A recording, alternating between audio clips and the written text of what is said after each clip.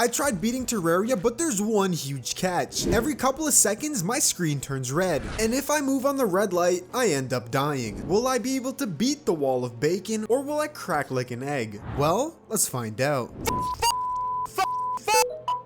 So, oh my god, why can I do this? As soon as I spawned into the world, I dove headfirst into chopping down trees. And while chopping down some of these trees, the world decided to go red. I accidentally moved and ended up dying. Once the world turned green, I continued chopping down trees and made my way over to the left side of the world in order to explore. I made my way over to the left, stumbled upon Skeletron's dungeon, and while heading further left, I actually discovered a sword shrine. Another thing I discovered about this mod is that you cannot move, but of course there is a catch. You're allowed to jump, you're allowed to grapple, but the only thing you can't do is actually move when the screen goes red. So, I mean, it wasn't that bad, but this was still horrific, and I hated this challenge because it was extremely difficult. Anyways, I continued digging down under the sword shrine and ended up dying. Once I came back to spawn, I completely forgot what this challenge entailed, and I died again. After this, I got right to chopping trees. I got myself a workbench, furnace, and anvil, and crafted myself the prison builder from the Louis AFK mod. I got slain by zombies, and upon respawning, I built a ton of NPC houses. Once again, I died to zombies over and over and over again, but once that fiasco was over, I decided to start digging a elevator. While digging the elevator, I got caved in by a worm and ended up drowning to death. I went back to mining, got myself a life crystal, and upon making my way back to the surface, I went over to the right side of the world. Now let me tell you guys, I died so many times because I had to be so precise with my movement, it was absolutely absurd. I think I tried making my way over to the jungle a solid 20 times, but I couldn't do it whatsoever. Every time I'd get close, I'd end up dying. And honestly, after 30 minutes of trying to move 100 blocks to the right side and failing horribly every time, I gave up and decided to go back to digging out my elevator. I can't stress how hard this challenge was, but you guys have to try it for yourself. Every mod is in the description down below. It's called Red Light, Green Light. You need to try this out. It's horrific. I hate it. I hate my life. I would never even wish this mod upon my worst enemy. Anyways, I continued digging the elevator because quite frankly, it was the only thing I could really do without going insane. And after digging out the elevator, I stumbled upon a marble biome. This granted me another life crystal, bringing me up to 160 HP. And before I could make any progress within the marble biome, I ended up dying. Now, if you guys don't think this is too bad, wait till we start doing some boss fights. Let me tell you, this goes from 0 to 100 real quick. I crafted myself a lead pickaxe and went back to mining. I actually stumbled upon a blue mushroom biome, which I saw had some gold, so of course I had to go pick it up. But before I could do that, I got absolutely obliterated by a giant Shelly, and once again, I had to start everything from scratch. I crafted myself 4 gold bars because that was honestly all the gold we picked up, and I went back to my very epic mining expedition. This of course wouldn't last too long, and I would end up right back at spawn very soon. In the cave, we died over and over and over again. We died more times than I could actually count, but I persisted, kept on digging until we reached lava. I mean, now we were almost finished the elevator, and I was actually super excited to move on to something more intriguing very soon. Anyways, I picked up some gold, picked up some more lead, just got as many resources as I could, kept on dying to the red light because I did not know when to stop, and I was an absolute noob at this game, but I have the spirit to try again. I decided to go back into the caves because I really wanted to up my health, as we only really had 180 health, and I've been already playing for nearly 2 hours. There are people that end up speedrunning this game in almost the same amount of time as it takes me to get an iron pickaxe, and that is absolutely absurd and really hurts my feelings. While mining, I ended up picking up an enchanted boomerang, which actually gave me the perfect opportunity to start exploring the jungle. If I wanted to up my health, the fastest way I could do that is by exploring this green overgrown biome, as it has tremendous loot compared to any other part of the Terraria world. But the fun and wishful thinking stops here, as we return to the same cycle of me trying to go to the jungle and dying tens, if not hundreds of times. I kid you not, it took me a solid 30 minutes to actually make it to the jungle entrance, and once I made it in, I actually didn't die. I ended up exploring as much of the jungle as I could, but I'm gonna be totally honest with you, I was super disappointed as I didn't find any life crystals, I didn't find any good chests, and the only thing I really stumbled upon was a mushroom biome with absolutely nothing inside of it. This time I actually decided to pass the jungle, and I stumbled upon a desert pyramid. But almost as soon as I made it inside and tried to go even deeper within the pyramid, I moved on the red light and I died. While trying to make my way back to the pyramid, I died again and again. And this caused me to heavily rethink my strategy. While trying to make my way back to the desert pyramid, I actually decided to go a little bit further and stumbled upon a corruption biome. I made my way into the depths of the corruption and decided to start breaking some orbs in order for the meteorite to drop as fast as it could. Because without meteor armor, I was going to be an absolutely lost cause. Anyways, I grappled my way around the corruption, just like how I grapple around your mom. And before I could break the third and final corruption orb in order to summon in the Eater of Worlds, I ended up drowning. As I came back to spawn and started organizing my chests, I ended up dying. And this is where the game decided to throw me a complete 180 backflip. For some reason, the Terraria gods thought it was a good idea to start a goblin invasion, and so, with my underpowered weapons, I had to square up against a whole squad of goblins. Now see, the goblins weren't as lucky as me. They wouldn't die when everything would turn red, but you know who would die? That's right, I would. And let me tell you, this goblin invasion was an absolute bloodbath. Looking back at this playthrough, I'm actually impressed that somebody could die as many times as they could and still not give up living. During this goblin invasion, I died so many times, I can't even explain. If I try to put all the times I died into this one video, I think the video would end up being 50 minutes long. A 50-minute death compilation. If you want that, drop a like on the video, or else your house is gonna get invaded by goblins. Anyways, I decided to be a little bit more smart and use the musket to clear out the goblin invasion, but we had to use these bullets sparingly as we had under 100 bullets and the arms dealer still hadn't moved in. I finished off the goblin army and built more NPC houses in order to make sure that every single NPC possible that has the possibility to move in will move in for sure. Anyways, after this, I tried to make my way over to the right side of the world and I died. I tried making my way back again and died once more. Third time's the charm, right? I went over to the right side of the world, and before I could make any progress, I died again. I really cannot explain how frustrated I was with dying over and over again. Like, you have to understand, I'm trying to make progress within this game,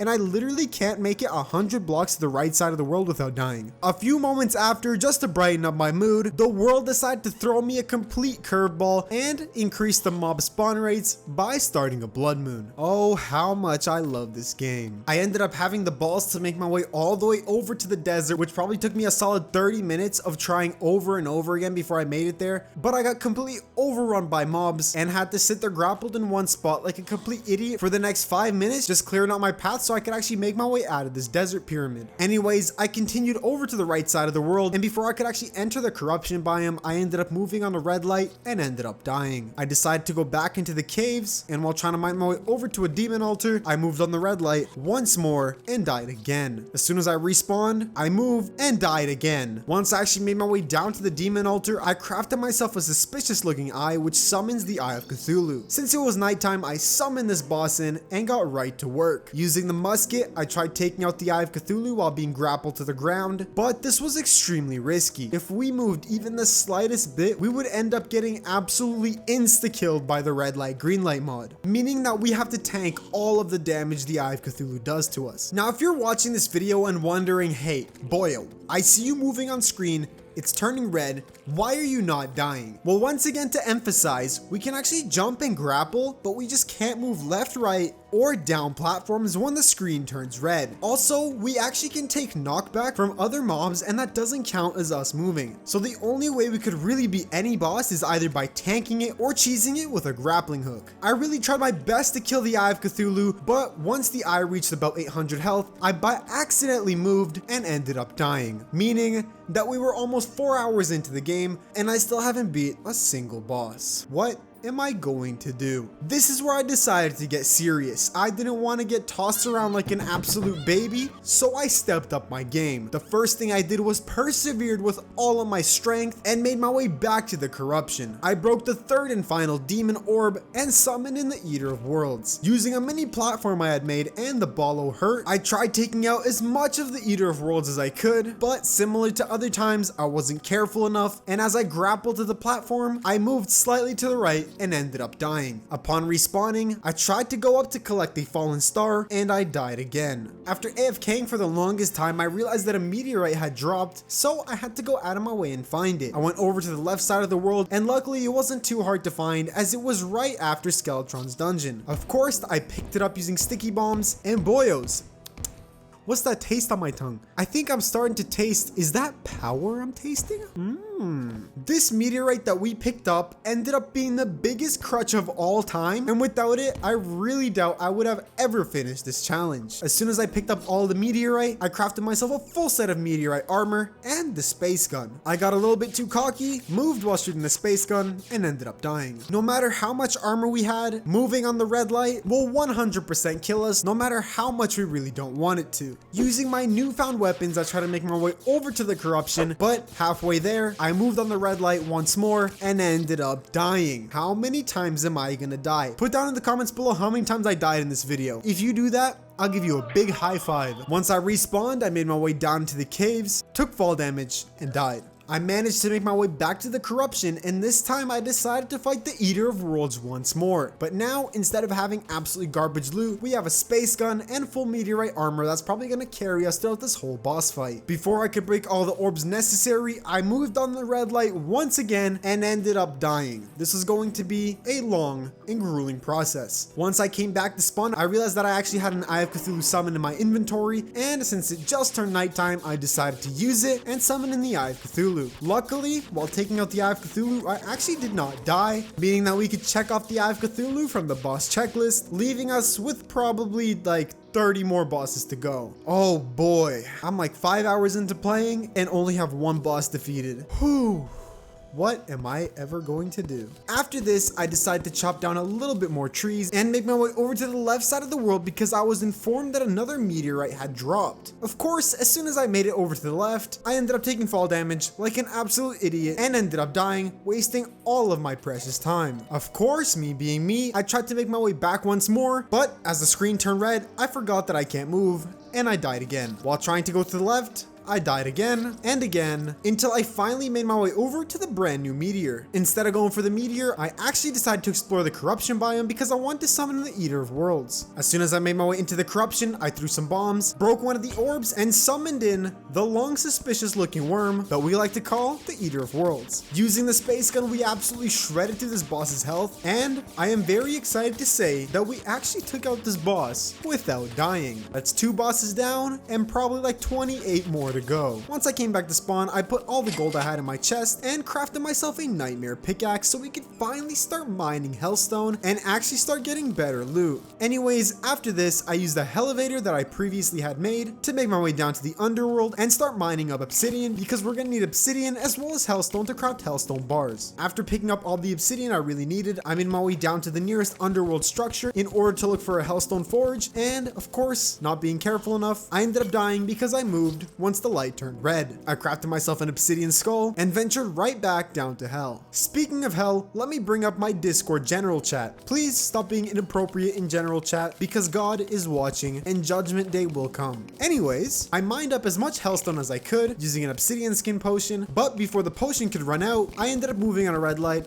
and died. Since I died, I had the opportunity to come back to spawn. I placed down the hell forge, crafted myself a molten pickaxe, and went right back to mining. This time using the same strategy with the obsidian skin potion, I mined up even more hellstone, and this time I managed not to die like a complete noob. By the end of my mining career, I had dug up over 600 hellstone and I had 240 obsidian. This granted us 213 hellstone bars, which was enough to craft a full set of hellstone armor, an imp staff, and one of the items that we're going to use for the Night's Edge called the Fiery Greatsword. This is probably one of my go-to weapons in pre-hard mode just because this weapon is so big and it's extremely powerful. Don't take what I said out of context, please, but moving on. I tried to make my way over to the right side of the world and I ended up dying because I moved on a red light, and after this I ventured down into the caves. I ended up finding a little house with a chest that had some shoe spikes, and after that was looted, I continued over to the left side of the cave in search for more life crystals because we were only at 280 HP. Once I came back to spawn, I decided to check the boss checklist to see that we had 3 major bosses left, that being Queen Bee, Skeletron, and the Wall of Flesh. Using the AlchemistNPC, I bought a straight teleportation potion to the jungle because I could not be asked to make my way over there on foot. I would have died 100% and I really don't want to go through all that pain. I spent my 5 gold, teleported over to the jungle, and set out on an adventure to find the Queen Bee hive. I passed the mushroom biome that we were previously in, looted many good chests, and while searching for the Queen Bee hive, I actually tried to pick up as many jungle spores and stingers as I can to craft the Blade of Grass, which would grant us one of the 4 swords that we would need to craft the Knight's Edge. I continued digging and looting chests, but before I could fight the Queen Bee, I ended up moving on a red light and I got completely decimated by the world. Thankfully, once I respawned, I had enough stingers and jungle spores to craft the blade of grass, meaning we only had one sword left, that being the Muramasa. Since it was nighttime, I ventured over to Skeletron's dungeon, summoned him in, and tried my best to take him out. Using the space gun, I took out his arms and tried to finish his head off with the fiery greatsword. During this boss fight, I accidentally moved while it was the red light, causing me to completely fail this battle. As soon as I respawned, I completely forgot that it was still red light like an absolute idiot, which caused me to die right away. After this completely embarrassing death, I decided to give up on Skeletron for now and just try to survive the night. I very soon came to realize that it was actually raining slimes, meaning that if we killed enough slimes, we could actually get the king slime to spawn, which would let us cross off another boss off the boss checklist. Thankfully, we ended up killing enough slimes for this big blue man to spawn, but the real question is, are we strong enough to defeat him? Now, of course, we have Hellstone armor and the fiery greatsword, but is Boio going to die to the red light, or is he gonna survive? I'm gonna be honest with you, halfway through the fight, I thought I was completely done for. I looked at my health and it said 22. We weren't fighting Moonlord here, this was King Slime. I rushed over to the nurse as fast as I could, healed up, and finished off the King Slime. That's right, you thought you were bad at the game? Boio has to use the nurse to cheese King Slime. I live a very, very sad life. Anyways, I made my way over to the left side of the world, but I ended up dying to the red light, and while jumping around at spawn, I ended up dying to the red light again. I cannot put into words how frustrating this challenge was. I went to go dig up some trees just to get more resources, just to make sure I had enough wood. Once I picked up the trees, I flew my way back, and before I could make it back to spawn,